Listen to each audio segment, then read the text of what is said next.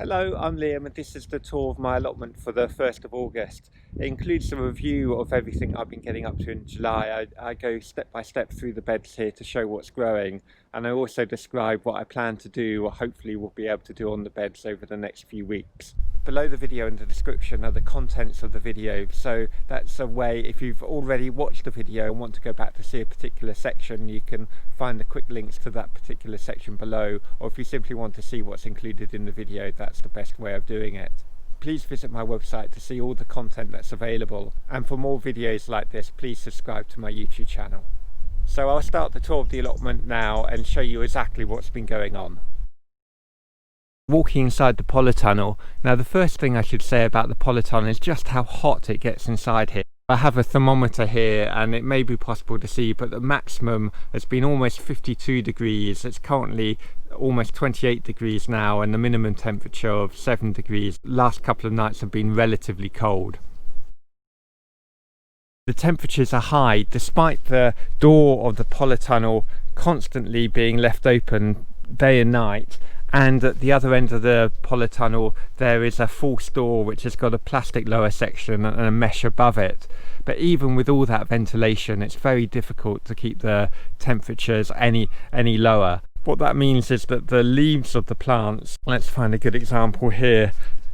This tomato plant, the leaves are relatively curled, and over here it may be easier to see, but that doesn't seem to have a big effect on how the plants actually fruit, which is excellent news. But compared to the tomato plants I have growing outside and at home, the leaves are much more curly. I've been harvesting tomatoes since the middle of June, starting with the cherry tomatoes that I grow, and I've got two cherry tomatoes here, the Sun Gold orange tomatoes, which are my favourites. They're deliciously sweet. And another variety which is called chocolate cherry. It may be possible just to see these if they're not in too much shade. Perhaps if I come round here it will be picked up better on the camera. Chocolate cherry tomatoes don't taste anything like chocolate. They taste much more like regular tomato. Not quite as sweet as Sun Gold, but I actually do really like their flavour. I'm also growing a regular sized tomato called Premio, and the Premio tomatoes are now coming into season. So I've been harvesting the first Premio tomatoes over the last week or so, and there are plenty more to come and to ripen. On the other side of the Polytunnel here, you can see that this is a truss that I've already started to harvest from. Some of the early tomatoes are misshapen. That's quite common, I find, well, certainly inside the Polytunnel. But after I've harvested the first few tomatoes, the remaining tomatoes that come are better quality. Just quickly describing how I train tomatoes. In May and June, I'm quite disciplined in removing side shoots and controlling the growth of new leader stems that grow from the base of the plants. But at this time of year, once the harvest starts, I actually stop pruning, because my attitude is I just want the plants to grow as big as possible and produce as many tomatoes as possible to extend the growing season. An example here, this tomato here, I've just let the leader stem continue to grow, and I continue to support the stems, and I suspend wire from the frame of the Polytunnel. And what I find is that it slows down the development of the tomatoes which are already on the plant, but because I have so many plants, there's always some tomatoes to harvest. I've been able to harvest about ice cream's tub worth of tomatoes every couple of days. That's plenty for my family, and by the extra growth, hopefully that will mean that through September into October, and some years into the beginning of November, I'm still able to harvest tomatoes. Although the Polytunnel is dedicated to tomatoes, I'm growing a few cucumber plants too. The cucumber plants are providing me at least a couple of fruit every week, and hopefully over the next few weeks will provide me even more than that. This is a variety called Telegraph Improved, and you can see a really nice long cucumber forming there, and there's another cucumber there, and let me see if I can find another. These plants are now throwing out plenty of fruit. The first cucumbers I got was off this plant here, which was a mini muncher variety, and hopefully that will, I'm just searching to see if it's got any fruit forming on it at the moment, but hopefully I'll have a few more mini cucumbers off that plant. Those cucumbers are less than 6 inches in length, but these cucumbers here, when fully mature, should be, well, almost a foot in length when they're harvested. Immediately outside the polytunnel I have a greengage tree. Now the greengage tree wasn't actually planted by me, it's one of the things I've been lucky enough to inherit, and to be honest I don't give it really enough attention. Around the base of the tree are some stinging nettles that I cut back, but these are, if I just pull this out of the shade, these are almost ready to be harvested. Although some of the fruit is a little bit ugly, there will be some clean fruit on it, and I'll either eat it fresh or perhaps turn it into a nice jam.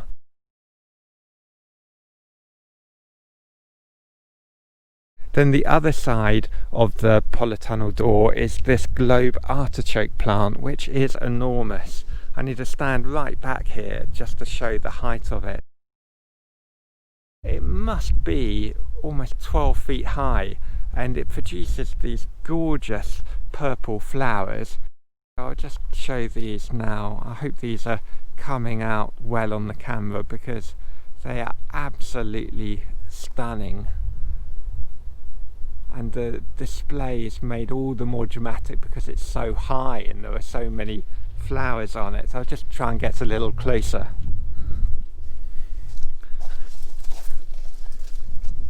I'm just going to lift the camera up a moment to hopefully get a better view of these. And apart from me enjoying to look at them, bees absolutely love them. I think they attract beneficial insects to my plot. But to be honest, the plant is so big now and it doesn't actually produce any fruit that my intention is to cut it down over winter, and then I need to think what I'll do with the extra space. This side next to the polytunnel is quite messy. It used to have an asparagus bed right next to the polytunnel, but it got completely out of control with weeds. There are still a few asparagus plants left, but over the winter I'm probably going to remove all the asparagus crowns, and I may put a raised bed along the edge of the polytunnel, which can be my nursery for new seedlings.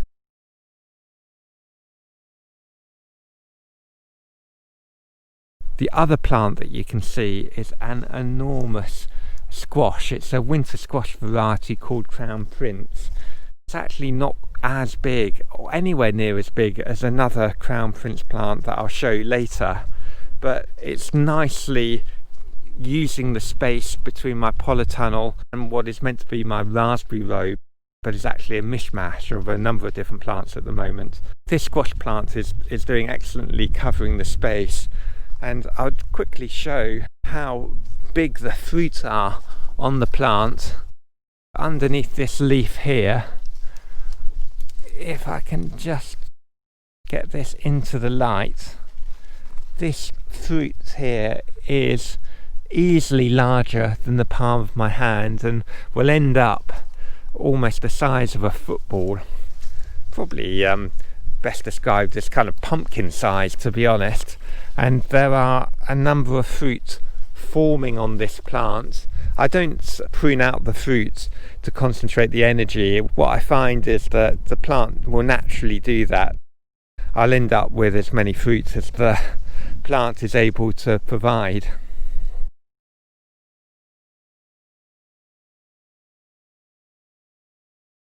The line of raspberries have continued to recover from the state they were in last year. I've got clusters of raspberry canes. I'm tying these in because now they're at this size, there is a risk that a strong wind can blow them over and break the canes. I tie them to the wire supports. I've got this clump here a second clump over here, and then a third clump here. And my intention over the next few seasons is that the raspberry canes take over and fill up this whole row. But whilst they are filling out, that has allowed spaces in the row, and I'm using that space to fill in opportunistically with other plants.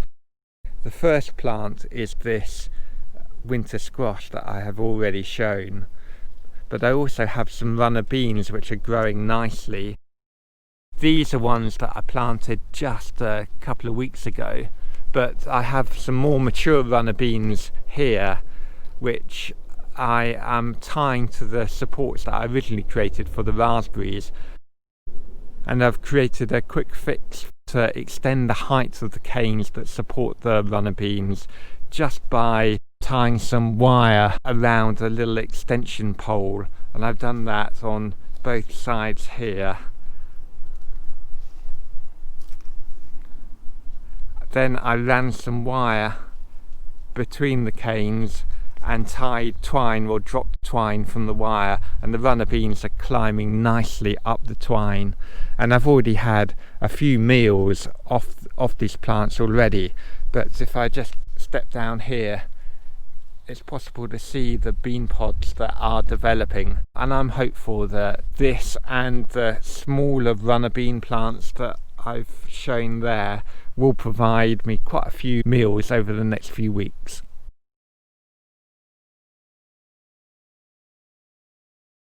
Next to the row of raspberries, I have my hybrid berries. The Boysenberry plant that I have here has really started to fill out. It's provided me a couple of Boysenberries, but what I'm encouraged to see is that there are quite a few new canes shooting out. So I'll remove this net that's currently covering them and tie the canes into the structure, and hopefully it will continue to develop. I only planted this Boysenberry plant in the late spring, but it's doing well, and hopefully next year I'll get a reasonable size harvest off the plant. Next to the Boysenberry plant I've got this Loganberry, and to the side of that this Tayberry plant. My main task here is to remove the net which seems to be tangled into the canes, and then start cutting back the canes that are fruited and tying in the new canes. This is an example of one of the new canes. It is long, it must be almost 4 meters in length. I need to carefully remove all the tangles through the net and in the old canes and tie it up so it's ready for next year.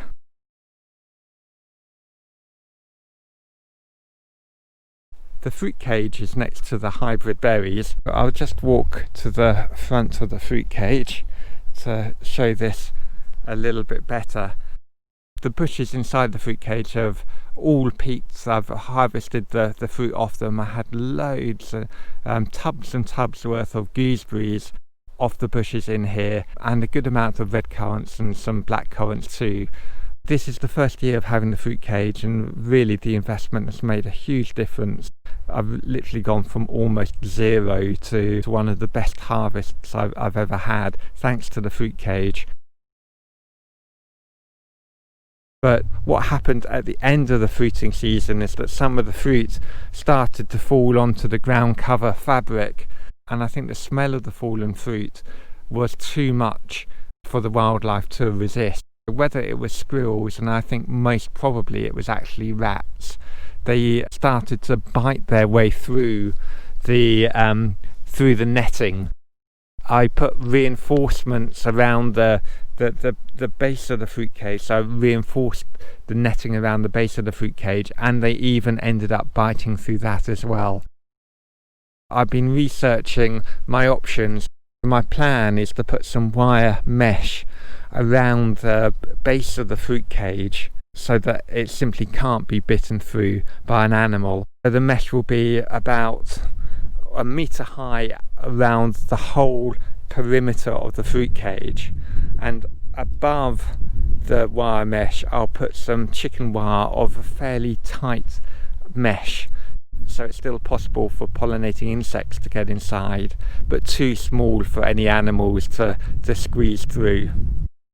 I've been doing my research as to what kind of wire mesh will work, and I've actually put in place this experiment over my strawberries, because what I was finding is that I had a similar problem on my strawberries, and that the net I put over to protect them, I was finding holes in it. So the corners of the net in this area here and all four corners had animal size holes in it. I've adapted my solution around the raised bed, and although I call it a raised bed, it's actually almost like a boxed bed because I never filled it with earth. The plants are about 6 inches or 8 inches below the top height of the raised bed, which means that if I put mesh over the top, plants have a good area to grow, almost a foot's height to grow in. And then I've secured the mesh on top by screwing down these wooden battens, and this has had a big effect because it means that absolutely nothing can get inside. And to be honest, it's quite hard for me to get inside because it takes me a little while to unscrew the battens, but it has been successful in protecting the fruit. Before I purchase any more materials to put around the edge of the fruit cage, I just want to continue this test to prove that animals aren't able to get inside, and if over the next few weeks it continues to be animal resistant, then I'll buy the extra materials to protect the fruit cage.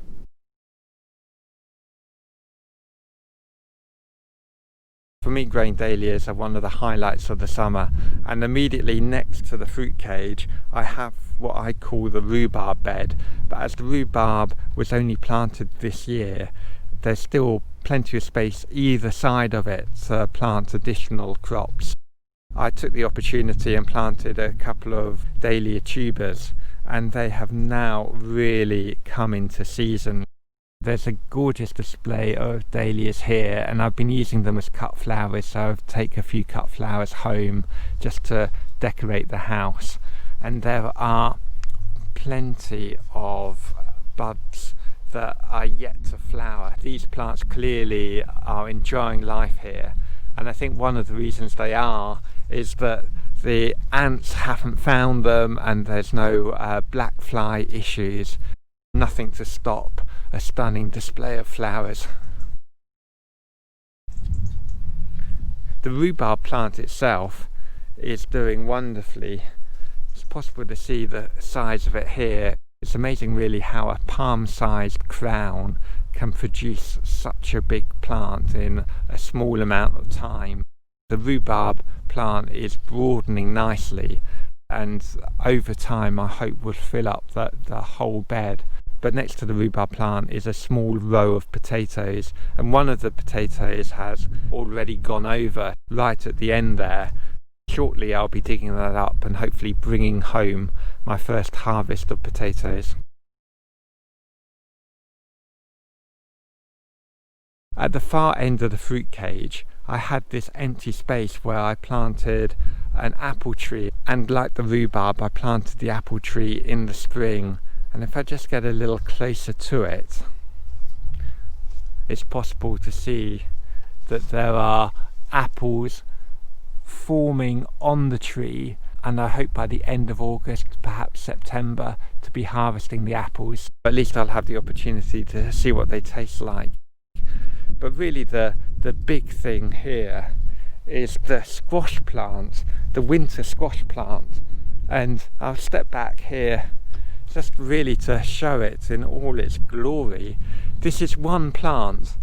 One plant stretches from the foot of the fruit cage over there to the raised bed, which contains two raised beds actually that contain potatoes, which is a gap of almost 4 meters, and in terms of width it is about 3 meters wide, so that's the gap there. So it's one plant, so it's occupying almost 10 square meters of space, and it's throwing out runner after runner. And if I just show you some of the fruit that's forming on it, This is probably the largest fruit. It may be difficult to see because it's in the shade.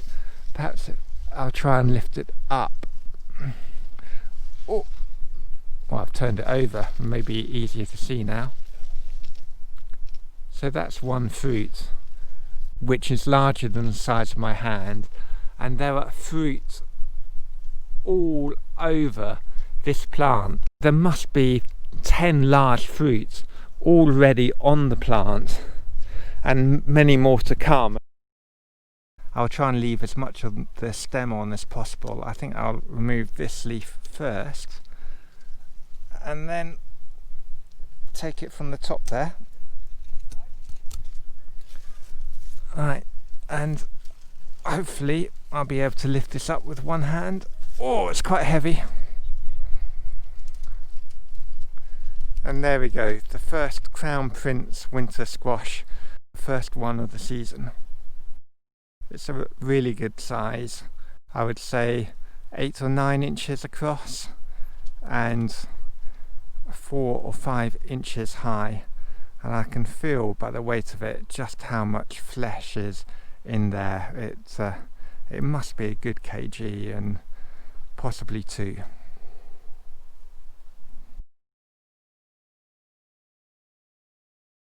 Next to the strawberry bed and the winter squash, I have these 2 rows of potatoes. The plants have flowered and have already produced their berries, so I'll just get into here to show what I mean by potato berry, which is just there. Potato berries are poisonous. If there are any children around, it's probably best to remove them. They definitely shouldn't be eaten because they're so poisonous. It is a sign that below ground the potatoes are forming. As soon as the potatoes begin to die back, I'll start to dig them up. Now, when I say die back, a good sign of that is that the stems beginning to droop and the leaves starting to turn yellow.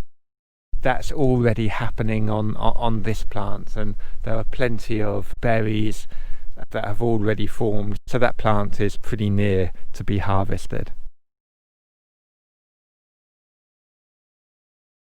Now, since my last video, the July allotment tour, I used a bed that previously contained my garlic to plant 3 courgette plants. These 3 courgette plants I planted about 5 days ago. Now, the total bed here, if I just stand back, the total bed is about 2 meters 40 in length and 1 meter 20 in width. I've only put 3 plants in this bed, and the reason I've done that is that courgettes grow really large. Well, hopefully I'll grow really large if they're successful. Because they're large plants, I allow plenty of space. My method for planting is to use the biodegradable film to help with moisture in the soil. But before I put the film down, I actually prepare the planting hole. So I'll dig a hole, maybe about a spade's depth, and then mix in a lot of well-rotted manure or compost to provide a really rich base before planting the plants. Then what I do is I put the film over the bed and cut holes in where I've created the planting holes, and then I put in the seedlings and firm them up in the usual way. What I try and do is to create a little concaved area around the plants, so it actually slopes down all around the plant, so that when I water, it creates a good puddle.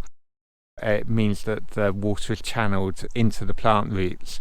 Now, one of the disadvantages of the film is that when the plants are small, sometimes the leaves can get trapped underneath the film. If that happens a lot, then I may put bricks around the edge just to make sure that the leaves are always kept above the height of the film. There is some discoloration on the leaves. This could be a sign of stress. Some of the seedlings were kept in quite small pots, and the sun's been very hot over the last 2 to 3 weeks. It's also been quite wet as well. It may be a kind of fungus, downy mildew issue on the leaves, but I'm hoping that the new leaves coming through will be healthy. I'll just have to wait and see what happens, but the plants at the moment are growing well. They probably doubled in size since I planted them. I'm hopeful that they're in good shape and will develop well over the next few weeks. I've just seen that one of these fruits I think is ready to be harvested. Let me just come in here. If I give this a quick twist.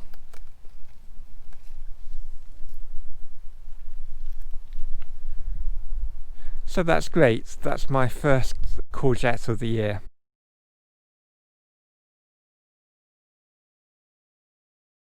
Next to the courgettes is the shallot bed. I'm really pleased with how the shallots have developed over the last few weeks. The shallots are ready to be harvested. Hopefully the camera's picking this up, but the shallots there are the size of a golf ball, maybe even a little bit larger. When the leaves are down like they are, although they're still green, I think the majority of the growth is now stopped.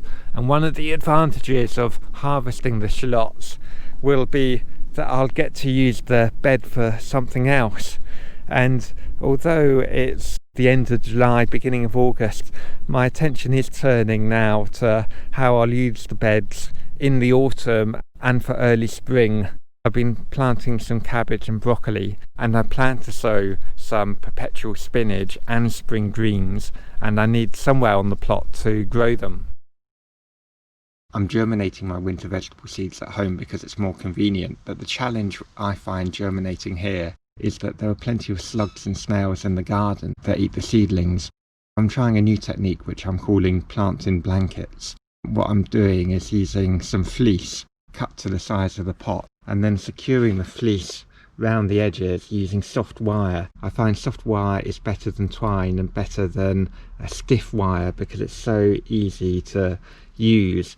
And on a square pot, one of the advantages is that it gives quite a secure fit to the side of the pot. And what that means, it makes it difficult for slugs and snails to get underneath the fleece to the plants. So far this is looking like a successful technique, and I'm going to continue using it. Just taking a look underneath at the plants to see how they're doing. And the seedlings are all in good shape. Well, all except maybe this seedling at the end here, but there's absolutely no sign of attack. And what I'm hoping is that by planting these seedlings when I've got space at the plot, because they're already in good health, they should take off quickly. I may have a go lifting some shallots now. These look a good size, and I don't think they're going to grow anymore. So let's take a look. If I just grab a handful of the stems and give them a lift. Let's take a look. A few of these are really good size. One individual set has produced all these shallots. Really pleased with that. I'll now take these home, hang them up to dry, and one of the great things about shallots is that they keep for months and months, provided they're stored in a cool and dry environment. Next to the courgettes and shallots I have my leeks. Now the leeks I planted to reuse the space that I had previously used to grow my broad beans. Planted this leek bed a couple of days ago. To plant the leeks, I'm using this film.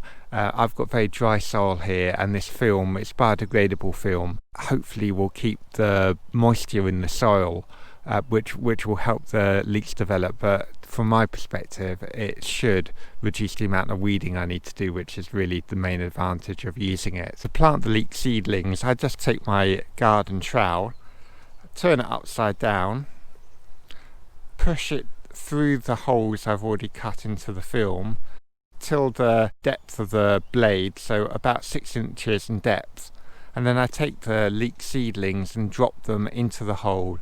I don't fill the hole back up with earth. All I do is pour water into the hole, and what happens is that the earth around the outside of the hole just naturally collects around the roots. A really good way of planting in the leeks. And the purpose of dropping the leeks into a hole like that is to allow the stems plenty of room to grow. The parts of the stem which are below the soil have the lovely white colour associated with leeks. planting this way, as long as the leeks are kept relatively moist, which is one of the advantages of using the film, then there should be a good sized stem, slightly greener, but a good sized stem above the soil as well. I'll keep a careful eye on the leek seedlings over the next couple of weeks, just to make sure that they're growing well inside the hole. If need be, if some of the leeks haven't taken for whatever reason, then I'll simply swap out the affected leeks with new seedlings. If I just walk over here to where I keep the seedlings at the moment,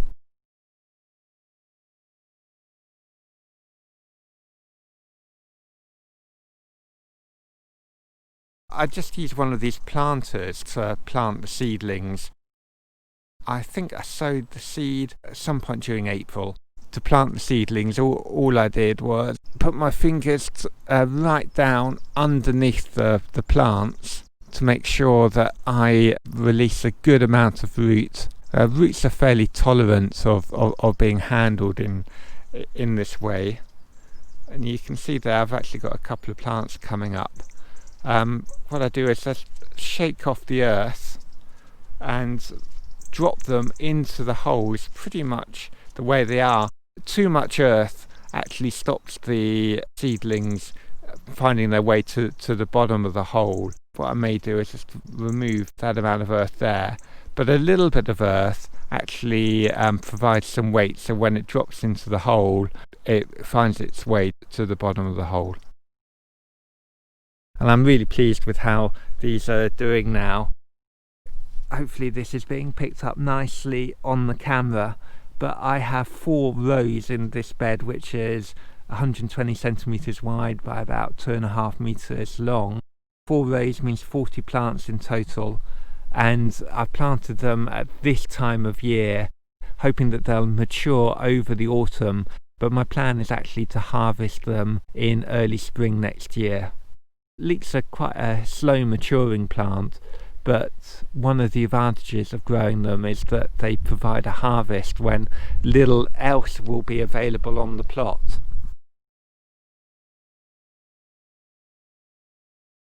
Next to the leek bed is what I call my parsnip bed. Now the parsnip bed is really starting to mature. Early on in the season I had problems with my parsnip bed with slugs eating the young plants. So it actually contains plants of different ages, where the first sowing, the few plants that did survive have matured, and then I've got some young plants that I sowed in between the gaps, which are now also beginning to mature. I think this leaf here is from one of the mature plants, but then these leaves here, these plants here, are from the younger seedlings. It may be better to use this plant as a comparison. This is one of the older plants with quite dense, thick, darker green leaves, and these are the leaves from the seedlings. I'm really encouraged by this because the seedlings are now almost the same height as the older plants, which should mean that they receive an equal amount of light and moisture in the soil. I think that's good news in terms of the eventual harvest. On the other side of the parsnip bed, I've been growing some chard and some beetroot. The chard is now enormous. It's actually coming towards the end of its life. I've had a couple of plants go to seed already. In one of the gaps created where I pulled out a chard that's gone to seed, I planted an extra New Zealand spinach plant that I had spare. And then this section here has some orange coloured beetroot. I've been really enjoying the beetroot that has been growing here.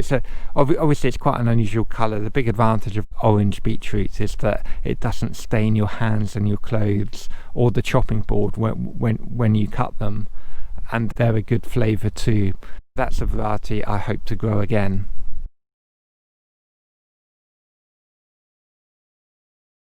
Next to what I call the parsnip bed is my New Zealand spinach bed. In my 1st of July allotment tour, the New Zealand spinach plants were really quite small, but now they have grown enormously over the last few weeks, and this is despite several harvests where I've taken carry bags full of spinach leaves off the plants. They've been delicious. We've really enjoyed eating them. They're so large, I really need to come back here and take some more pickings off them. I really recommend New Zealand spinach because once it gets established, it's such a vigorous grower, and it seems to be quite bolt resistant too. And in terms of flavour, to my taste, it's just as nice as other types of spinach. At the other end of the bed, I have some more chard plants, and again, the chard plants now are reaching maturity and starting to go over. Actually, this is a good example of a chard plant that's gone over. This plant here is quite near to flowering. That's one I'll dig up. And then on the other side, this row here is some purple coloured beetroot. I'll take a look to see how big the bulbs are, but if they're still relatively small, by that I mean around the size of a golf ball, I'll leave them in the ground longer because beetroot stores well in the ground. I've had issues with my Brassica bed this year.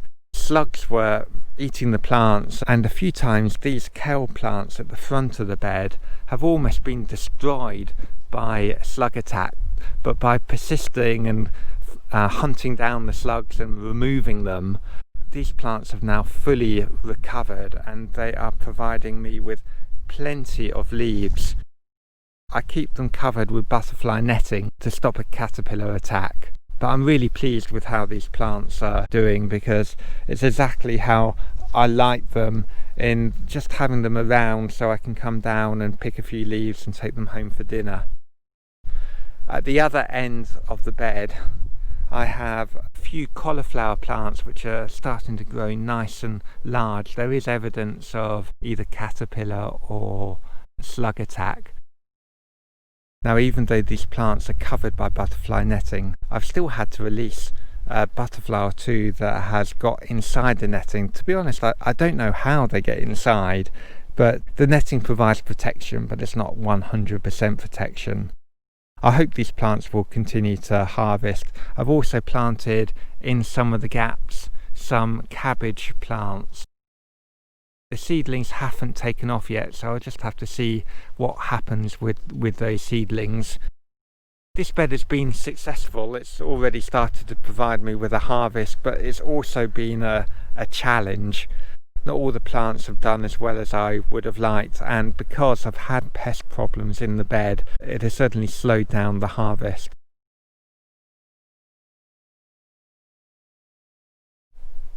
Next to the New Zealand spinach and the Brassica bed, I have another couple of beds full of potatoes. These have probably been my strongest growing potato plants. I'm really looking forward to harvesting these because I'm hoping that there'll be good size potatoes beneath the soil.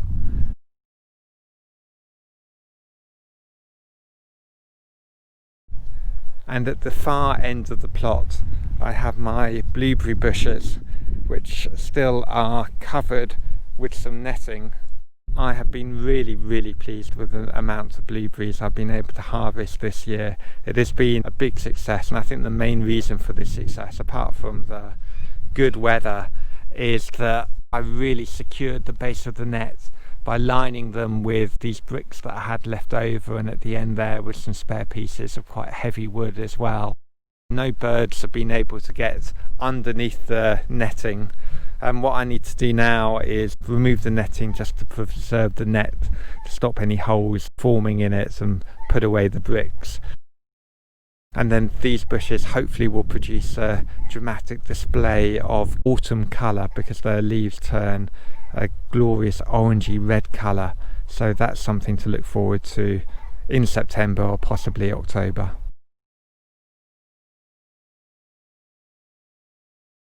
A quick recap then of everything that is currently growing on the allotment, starting with the blueberry plants at the end here, moving on to a couple of potato beds. Next to the potato beds is my Brassica bed, and at the end there my bed full of New Zealand spinach that also contains some chard and purple beetroot. I have the leek bed, and at the far end the bed full of parsnips with some more orange beetroots and a few chard plants. The courgette bed, and beyond that the bed full of shallots that need to be harvested.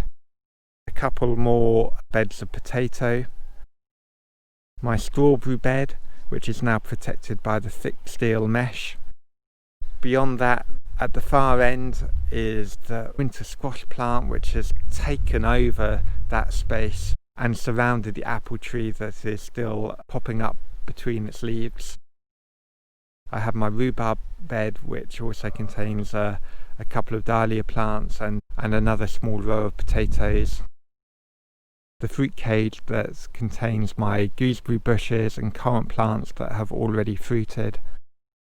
And next to the fruit cage I have my row of hybrid berries, my Tayberry bush, my Loganberry bush and my young Boysenberry bush. A row of raspberries that contains another winter squash plant and some runner beans. The large and out of control globe artichoke plant. On the way to the polytunnel is my Greengage tree, and then moving inside the polytunnel are all the tomato plants and a few cucumber plants too. Don't forget to subscribe to the YouTube channel by clicking the subscribe button. After subscribing, click the bell to ensure you are notified every time a new video is added.